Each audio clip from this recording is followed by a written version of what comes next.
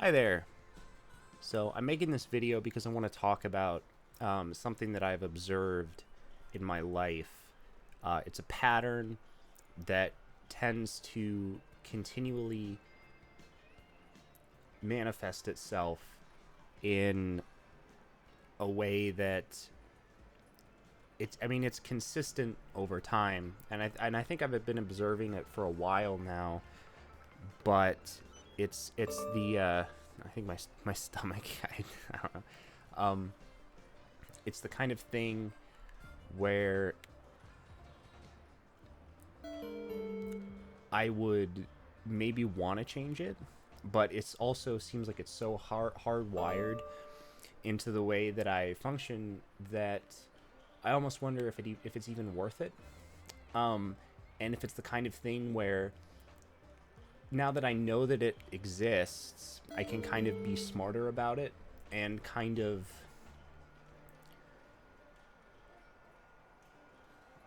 use it to try to strategically better myself and better my position instead of instead of having this pattern be in control of me. I can kind of make better use of it, because I don't think it's ever really going to go away. But essentially the problem is, and I think a lot of people will relate to this, so I seem to be I have a very difficult time getting myself to do things that I have to do unless it is like absolutely required and necessary that I do it. Because like if I don't do this within the next week, then X will happen, and that would be, that would completely destroy everything, right? Um, so the example, and this is kind of what really got me thinking about this more, is I was going to run out of money. So I was in the hospital for a little bit, and then it took me a little while to recover. And I didn't go back to my job that I had. I ended up quitting. In some ways, I kind of wish I would have just kept it. But at the same time, I think it was a good move to give myself the time to fully recover. Because I think if I would have gone back earlier, then it just wouldn't. It wouldn't have been. I think I wouldn't have been in the right mindset, and I wouldn't have gotten to go through this kind of experience, which was kind of more enlightening. But so this went on for a couple of months, and then once, I was, I would say maybe a month or so ago, maybe a month or two, maybe even 2 months, because that would have been, what is it now? That would have been early December. And I think at that point I probably was pretty much fully recovered. I probably could have started looking for a new job because I wasn't going to go back to the old one. And the thing is I still had a decent amount of money that I had that to sustain myself. But I knew that time was running out, and I never really sat down and did okay, this is how much money is going out, and so therefore if I don't get a job by this date, then I'll be out of money. I kind of just estimated it, and that seemed to be okay, right? And again, it's the kind of thing where it wasn't an immediate need, so I didn't sit down and do the analysis, right? I just kind of assumed, because I was like, okay, it's not an immediate need. I can just be lazy. And then what ended up happening, right, is I would say about a month ago. So starting January 1st, right, that first month of January, I kind of dedicated myself. I'm like, okay, so Christmas is over. It's been a couple of months now, right? I need to sit down and do a job, or get a job. and focus on this. And I kind of started doing it. And so I guess I did start doing it somewhat early. It wasn't like, oh my god, I'm going to run it. But at this point, I was like, okay, yeah, the money's low enough to the point where I can see that this is going to be a problem. But my estimate was a little bit wrong. So I started applying for jobs, and so I don't... I'm actually at the same time looking for another job because I'm a college graduate. And so I am looking for like a full-time job that's fairly skilled or is at like a higher pay grade. But I also needed to get a job just to earn money. And that process turned out to be actually very difficult. It was, I applied to probably like 10 places that were close to me. And I think a lot of people have probably gone through this experience, but I only heard back from a few, and it didn't start out that way. I applied and I kept applying to some other things, and I just never heard back. And so the time kind of kept going on and on and on. And I really wanted to get a job by the end of January. And that did not happen. I was pretty close, but at that point I was kind of anxious because I knew that the absolute latest that I could get a job or start working, or basically the absolute latest that I could get a paycheck was like the end of February, right? Once February is over, if I do not have a paycheck, I will be out of money, or I will not be able to make my payments. My credit will be shot, et cetera. And so, because I live with my parents, so I don't have really many living expenses. So I'm lucky there. But even so, right, I have student loans, and in the process of being unemployed, I did take on some more debt, and my credit cards kind of got up a bit, and so the payment amounts started getting higher, and so that is going to have to be a focus, which is another thing. Yeah, it kind of goes into that, it's like probably shouldn't take out this loan, but the thing is that if I were to not take out the loan, even though I would be spending less money because of the interest, I probably wouldn't be making the money in the first place, right? I would have took the money, and instead of buying the things that I wanted with the loan that were good, pretty decent purchases, I would put them towards stupid shit. I would buy like cigarettes, or I would waste it on energy drinks and food and whatever. And I probably wouldn't, I won't feel the need to actually work and earn more money, right? So I kind of took that and flipped it to where it was like, I'm setting myself up for a bad position. Like at this point, I had observed this pattern, and I was like, okay, I'm kind of knowingly setting myself up for a bad position, because I know that if I'm not going to be in that bad position, I won't do anything. And that's basically the position that I was in recently, and I'm still kind of in. Right? It took me longer to get a job than I thought, and I was like, oh God, right, I really need to start working here. So I basically started applying to everything, right? I had to expand my search, and I ended up hearing back from 2 places, and fortunately, or I was expecting to get offers from both of these places, but actually I only got an offer from one. But fortunately, I got that offer because it was actually a pretty nice place to work, and the pay is pretty decent too. I'm a little concerned about the hours, because I need hours. Like, if I, if I live in the Midwest, so, and obviously I do, my expenses aren't super high, but to be real, like, my monthly payments, like the amount of money that I have to spend to keep up with my debt at this point is like $1,100 a month, which is a stupidly high amount. You would ask yourself, how could you possibly, right? And student loans aren't even that much of it. My student loans weren't that insane. It's just, I took out, a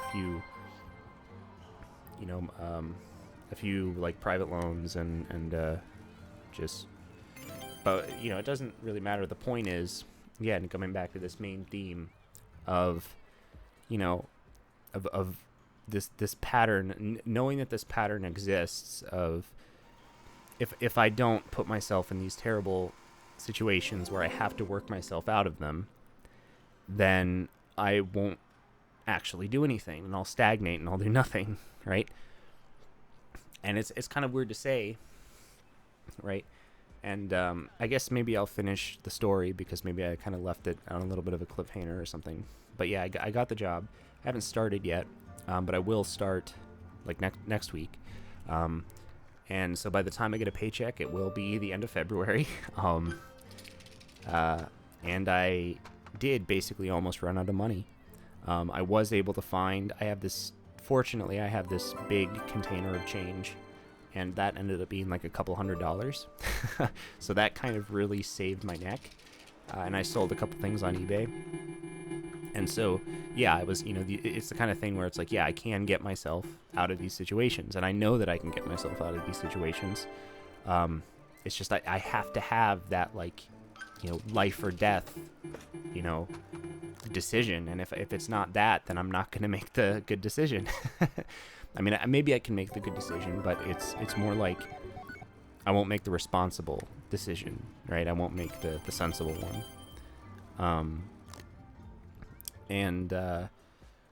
So, yeah. So now I'm in a situation where I'm going to be getting paid, presumably, assuming everything goes well. I actually have an interview with another company too. So this is, if I get hired by this company, that would be another big plus. So yeah, so things are going fairly well. Yeah, I'm in a kind of a mindset, maybe a little bit of an anxious mindset, but it's like almost like, it's that feeling of like, I have to do this. I have to go to work and I have to, get as many hours as possible, and I have to not even care about it because I need the money, and if I don't earn it, then I'm going to be screwed. That,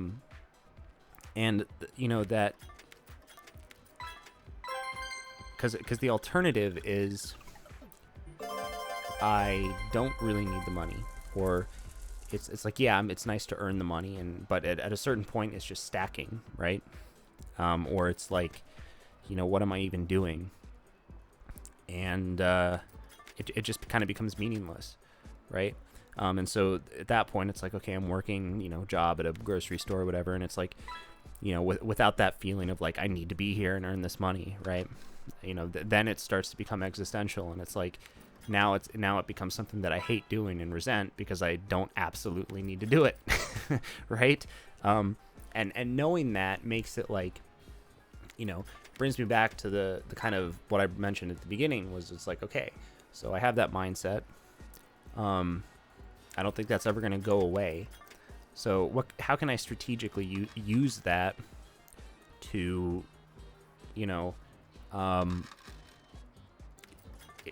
continue to make better decisions? Well, I think first, the first thing is, I think this experience in particular is really the first time I've ever like fully gone through an experience like this, like fully gone, like, I'm fortunate that it didn't turn into like a bigger financial crisis or whatever. But, this, I think, going through something like this, there's, yeah, I think it will give me a better attitude. going forward, maybe a little bit. You know, I'll know, like, you know, it's always good to, you know, it maybe it won't be as pointless, right? Like if I need meaning, it's like, yeah, okay, past a certain point, you know, and if you're thinking in like orders of magnitude, yeah, what I'm earning kind of becomes pointless after a certain point, but it can still be allocated. It's still money, right? And that may be needed, right, in an emergency, you know. So thinking like that, it's like, okay, I need to. So harnessing that strategy of, you know, I am screwed, right? So start raising the bar for what screwed is. And I don't mean that in like a, you know, oh, I'm so screwed, you know, I didn't make 10K this month, you know, I'm not that, you know, if I were to get to that point, probably not ever, honestly. But, you know, not in like a, you know, oh, I'm so, you know what I'm trying to get at, like not in like a, you know, oh, my situation is so hard, you know, I am, you know, I'm only making 8K this month instead of 10K this month, right? You know, not that kind of thing. More of like a just continually raising the bar of what you know, I need to be at, so that psychological mechanism of needing that low threshold of screwed, you know, is always there. That's maybe one potential solution. Another potential solution, which I think is more viable, and this is kind of what I've done in the past, and I think it will require some discipline, but instead of just having the money in my account all the time, I think if I have debt, or if I have, like, I have investment accounts. I have a retirement account and I have an investment account, and all of the money from that has been drained actually as part of this financial crisis, which is a very big, like, that sucks, like, a lot, because I'm gonna have to pay taxes on the money that I draw from the retirement, and you know, but if I, you know, that, like, oh, I hate taking money out of that, you know. So instead of just having the money in my account, right, even though, you know, I probably will want to save up in an emergency fund first of at least a couple $1,000s, because I think that's just a good thing to do, and like never get below that, right? I think that absolute threshold thing is a good idea. But so, you know, once I get past that, though, right, instead of just stacking the money in the account, and I mean, it's a good idea to put money into investments anyway, right, but just outside of that, transferring that into those accounts, and then that creates like an additional barrier of like, I don't want to take money out of these things, right? And that, by doing that, I'm still building wealth and I'm still saving, but it's not like in the account. It's not like in my checking account, right? Like available, and I'm not seeing it like going up or anything, right? So I'm always kind of closer to that margin of, oh, I'm kind of running out of money, you know, I gotta make sure I stay on top of this, even if I am building wealth and other things, and I think that combined with the other thing, I don't even remember what I said. I probably should. Yeah, I mean, that in itself is is kind of a self-imposed kind of limit there that I think would help with that. But yeah, that's kind of I guess I'll conclude here. Not really conclude, but bring it back to the central thesis again, central point. I think a lot of people have this problem. I mean, and I don't think that's just projection. I think this is genuinely, like, this is why, you know, this is procrastination, basically. It's like, you know, I have this thing I have to do, right? You know, you experience it as I experienced it as a student, right? And now I experience it in other things. It's just this time, you know, it's just, I just never really learned how to effectively manage it, or thought about it too much when I was a student. Because there were ways to game that, and you know, it wasn't, you know, that big in the amount of time, the time horizon there was shorter, but I never really developed the strategies to deal with that properly, and so now when I have these situations in a different context. I don't necessarily have the skills, but I am developing those skills a little bit, and that kind of awareness, I guess now. And I think a lot of people have this problem. And I think, when I was thinking about doing this, it was the kind of thing where I almost dislike it, because, it's inherently like accepting that there's something flawed and something irrational, in the way that I think about things and the way that I make decisions. And I don't think I like to admit that. And I think a lot of people don't like that. I think it's hard to admit that there are things about yourself that are just part of who you are and part of the way that you make decisions or act, and that are really hard to break away from. And I think a lot of people would just, like I was kind of getting stuck on, like, I shouldn't even have this problem in the first place. Like, I should be able to, just do this right, and be disciplined about it. But I think that's hard, and maybe I can achieve that at some point. But I think if I can't do that, which honestly I don't think that's ever going to fully go away, at least be able to accept that part of yourself, accept that you have that flaw, and then knowing that you have that flaw, what can you do to manage that and make it so that kind of flaw isn't having as much of an impact on your life, right? Like, set things up in a way so that that natural part of yourself that's going to make bad decisions, or myself make bad decisions, right, doesn't become as much of a problem, because I've been able to plan and structure my life in such a way as to where it doesn't even really matter that much, right? Because I'm aware of it, and I've hijacked it, and I've set up my own game. I've made my own rules, and in such a way where, as long as I commit to that, right, these mechanisms that are hardwired in my brain and hard to change, don't really cause that much of a problem, right? It's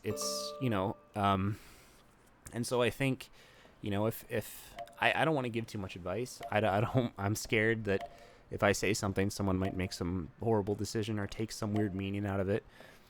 But I would say if you're continually having problems with something, I would say, ask yourself, okay, what is it that I'm having problems with it? And what is it about myself that's causing me to have these problems? And then say, okay, once you've identified that, say,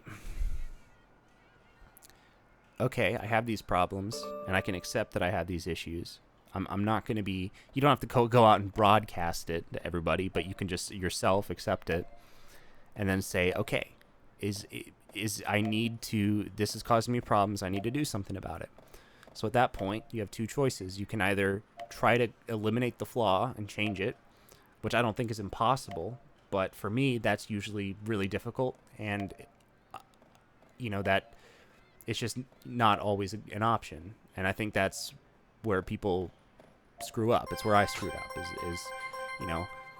It's the other option that I think can be more effective, and that is, okay, with this flaw that I've accepted that I have, or you have, what can I do to manage it? What can I change about the way that I structure my life or think about things or interact with things, such that the flaw doesn't really become much of a problem anymore, right?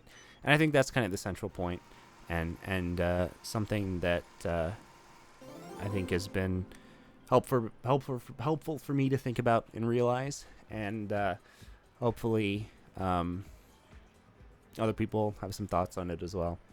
So that's about all for this one.